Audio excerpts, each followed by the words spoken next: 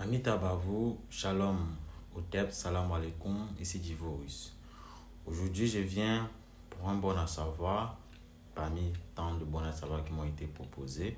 Voilà, donc je vais trier ça au volet. Chaque fois que je voudrais faire une vidéo, j'irai dans les commentaires, je verrai les différents thèmes et rituels que vous avez proposés et là, je choisirai l'un de tout cela.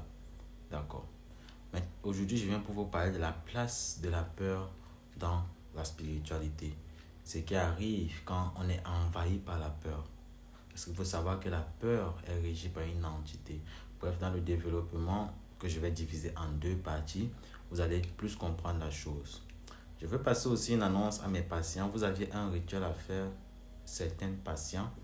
Vous aviez un rituel à faire jeudi avec 7 bougies blanches sur lesquelles il fallait faire un certain signe et faire certaines choses. Bon, il faut savoir que nous sommes, au moment où je fais cette vidéo, nous sommes en période de lune décroissante. Et je pense que le jeudi de la semaine passée et même de la semaine surpassée, nous étions en lune décroissante, si je ne me trompe pas. Donc, ce n'était pas propice pour faire ce rituel. Voilà, si vous voulez le refaire, vous devrez le refaire. Oui, je vous conseille de patienter que la lune parte complètement ou alors que vous patientez la nouvelle lune pour pouvoir faire le rituel. Bref, avant de commencer l'enseignement, comme je vous dis toujours, je ne réponds à aucun autre numéro en dehors du plus 237 691 14 99 80. Abonnez-vous, likez, partagez, activez la cloche de notification. Bref, entrons dans le vif du sujet. La place de la peur dans la spiritualité et dans la vie quotidienne. Il faut savoir que la peur est la première barrière au bonheur, la première barrière au succès, à la réussite. Lorsque vous avez peur, vous ne réussirez jamais dans votre vie, que ce soit sur le plan spirituel, que ce soit sur le plan matériel, le plan financier ou même le plan affectif. Il faut faire ce qu'on dit souvent, prendre le taureau par les cornes. Maintenant, dans la spiritualité, la peur, l'entité qui régit la peur s'appelle Barbas. C'est un archidémon, il est assez puissant. Je pense qu'il est dans la même catégorie, alors il doit être légèrement en dessous, en dessous de Baphomet, mais je pense qu'il doit jouer dans la même cour. Maintenant, comment agit Barbas? Sur le plan spirituel, il faut savoir que lorsque vous évoluez avec un ange gardien et un démon gardien. Parfois, vous allez consulter certains devins. On vous dit votre ange gardien n'est même plus là, votre ange gardien a fui. Il faut savoir que Barbas est cette entité-là qui chasse parfois les anges gardiens, qui nous entourent, qui les empêchent de venir vers nous. Et maintenant, comment est-ce qu'ils agissent? Comme je dis, ils agissent en mettant en nous, en sémant en nous le doute, en sémant en nous un certain complexe d'infériorité, en sémant en nous un certain sentiment de faiblesse en fait. C'est comme ça que la peur agit, c'est comme ça que ces entités-là agissent. Maintenant, nous, comme je disais, j'allais faire une vidéo à double volet, donc on va parler du cas externe, donc ça parle du macrocosme, et du plan interne qu'on appelle le microcosme. Commençons par le plan externe, parce que le plan interne est plus compliqué à expliquer. Le plan externe, le macrocosme, donc ce qui nous entoure. On dit souvent dans le cas de l'entrepreneuriat que l'échec est la base de la réussite. Toute personne qui a peur de réussir ne sera jamais entrepreneur, ce qui veut dire ne sera jamais aisé, ne sera jamais riche. Parce que les salariés, en fait, même pour avoir une certaine aisance financière, doivent lancer certaines petites entreprises autour d'eux.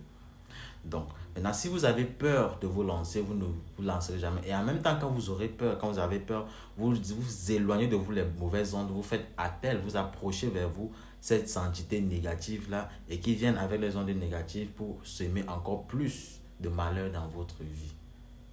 C'est ça, en fait. Donc, la peur est le premier frein comme ça à la réussite, au succès de vos activités. Quand vous lancez dans une activité, sachez qu'il y aura toujours des échecs. Que vous soyez le plus grand mage du monde, que vous soyez même Jésus-Christ, vous allez toujours connaître ce qu'on appelle l'échec. Parce que l'échec est la base.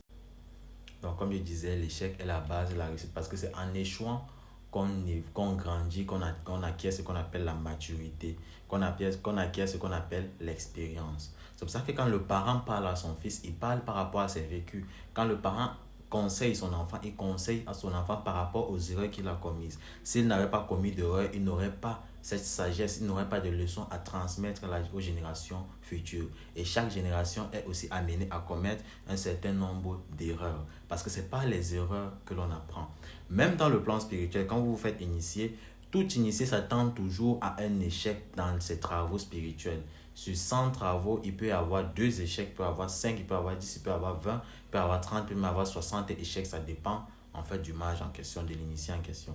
Mais l'échec fait partie du quotidien de l'homme. Donc, vous ne devrez pas avoir peur de l'échec. Parce que s'il faut que nous acquérions la sagesse que nous demandons tous les jours au divin, s'il faut que nous acquérions une certaine maturité, s'il faut que nous nous élevions, nous devons apprendre de nos erreurs pour pouvoir atteindre cela. Vous allez vous rendre compte que lorsque le sorcier veut vous attaquer en rêve, il ne vous attaque pas directement. Vous n'allez jamais voir un sorcier venir vous attaquer en rêve directement, vous allez, déjà il vient chez vous, il prend un couteau. Non, même en rêve, ça ne se passe pas.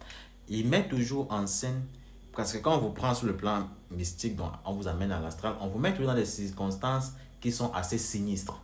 Le sorcier va toujours chercher à vous mettre dans une ambiance sinistre pour commencer pour attiser d'abord le stress qui va favoriser l'introduction de la peur en vous. Donc vous allez voir, quand le sorcier vous attaque, parfois vous amène vous rêvez que vous êtes dans une forêt ou dans un cimetière, vous êtes entouré des chiens, parfois vous êtes dans votre maison, la maison est complètement sombre, vous ne voyez pas, vous êtes dans un marché, vous avez l'impression que tout le monde vous regarde, tout le monde veut vous faire du mal. Bref, on réveille d'abord la peur, parce qu'il faudrait que cette peur-là se réveille pour que le sorcier puisse avoir le dessus sur vous. C'est pour ça que lorsqu'un initié parle contre le sorcier, parle contre un sorcier, quand un initié est en combat spirituel, il ne doit pas avoir peur. Même quand un initié veut accepter un travail ici, dès le début, il a déjà peur du travail, il ne peut plus accepter ce travail parce que lui-même, il sait que son travail ne pourra plus marcher. Ou alors, même s'il part pour faire le travail, il risque gros parce que lui-même, il sera atteint, il sera vaincu. Donc, la peur est le blocus, est le blocage à toutes sortes de réussites, que ce soit sur le plan financier, que ce soit sur le plan matériel, que ce soit sur le plan affectif, que ce soit sur le plan spirituel. Donc, il faut apprendre à avoir le courage, à vaincre ses peurs, à surmonter ses peurs en fait. Tout faire pour que la peur ne nous envahisse pas. Certes, il y a des rituels pour ça, certes, il y a des potions pour cela, mais de base, il faut d'abord commencer par travailler son corps soi-même. Raison pour laquelle on va parler du cas du microcosme, l'impact de la peur sur le microcosme. Concernant donc le microcosme qui est notre corps qui est un univers en miniature, on va dire comme ça. Tout ce qui comme je vous ai dit dans plusieurs vidéos, tout ce qui se manifeste autour de nous n'est que la résultante de ce qui se passe en nous. Maintenant, quand la peur sévit en nous, tout ce que nous entreprenons ne connaît que l'échec. D'ailleurs, même nous ne parvenons pas à entreprendre.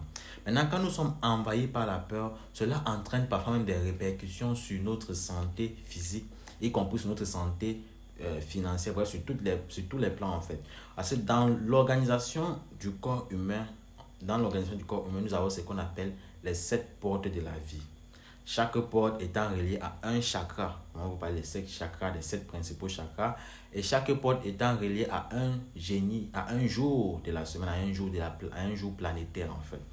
Donc, chaque fois que vous avez de la peur, cette peur va influencer l'une des portes de votre vie et pas de manière positive, et c'est de manière plutôt négative. Maintenant, lorsque vous êtes sujet à la peur, vous permettez à cette entité-là du nom de Barbas d'introduire en vous certaines ondes, certaines énergies négatives qui vont vous détruire de l'intérieur.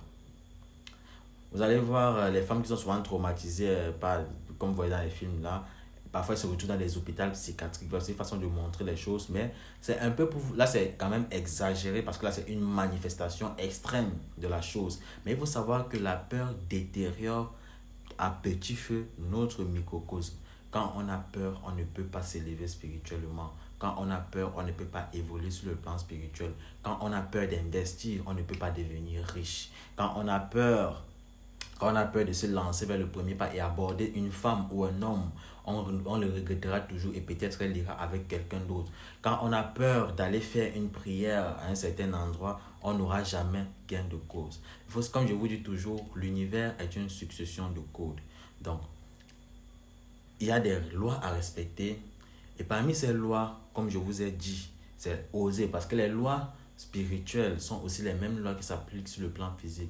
Savoir, oser, se taire, et parfois on ajoute une quatrième loi, mais les lois de base sont savoir, oser et se taire. Donc, je vous avais décrit cela même dans le plan de l'entrepreneuriat. Quand vous avez votre activité qui vous rapporte de l'argent, n'allez pas dire à tout le monde que voici ce qui me rapporte de l'argent. Ça reste secret parce que vous êtes dans ce domaine. Et quand vous êtes dans ce domaine, il ne faudrait pas qu'il y ait plus de concurrence. C'est comme ça. C'est pour ça que chaque entreprise a son secret. Et chaque entreprise doit attaquer dans le marché. Malgré que certaines autres entreprises sont là, elles combattent la peur et se lancent aussi dans le marché pour avoir sa part du gâteau. Donc, pour conclure cette vidéo, qu'est-ce que je veux même dire en conclusion? Je pense que j'ai déjà presque tout dit dans les enseignements. Vous savez, il y a des enseignements sur lesquels on ne peut pas trop s'étaler. On peut juste vous donner quelques notions de base. Maintenant, comme je vous ai dit, par des techniques de méditation, vous pourrez commencer à détruire les effets de la peur sur vous. Peu de mes abonnés méditent. Il faut constamment méditer. Il faut méditer même minimum 3 fois par semaine. Les meilleures heures pour la méditation sont au lever du soleil ou alors la nuit ou alors tard dans la nuit. Il est déconseillé parfois de faire certains rites au coucher du soleil. Là, c'est un secret que je vous donne. Il est déconseillé de faire certains rites pendant que le soleil se couche. Donc, les meilleurs moments de faire certaines méditations, c'est pendant le lever du soleil ou alors dans la nuit. Il faut que quand vous vous leviez le matin, vous faites même une méditation de 15 minutes, 20 minutes, ça ne vous coûte rien. Vous brûlez des encens, vous pouvez brûler la myrrhe, vous pouvez brûler l'encens pontifical. En méditant, vous visualisez le résultat que vous voulez obtenir. Vous faites vos demandes. Parce que tout n'est pas que rituel. Même si la méditation est considérée comme un rituel, mais tout n'est pas que cérémonie. Donc, sur ce, je vous remercie d'avoir visionné cette vidéo. Amitabha à vous. Shalom au tête. Salam alaikum. Ici Divorus. Que le Dieu suprême, créateur de tout ce qui vit, de tout ce qui est, de tout ce qui a été, de tout ce qui sera, vous soit toujours favorable. Que toutes les entités qui ont été soumises à notre autorité pour nous apporter la gloire de ce monde vous soient favorables, qu'ils obéissent à vos commandements et qu'ils fassent en sorte que tout ce que vous avez demandé soit exaucé. Amitabha, soyez bénis par la Shekinah, par le Tétragrammaton, par Allah, par Jésus-Christ, bref, peu importe l'ego auquel vous appartenez, soyez bénis et cherchez l'élévation spirituelle.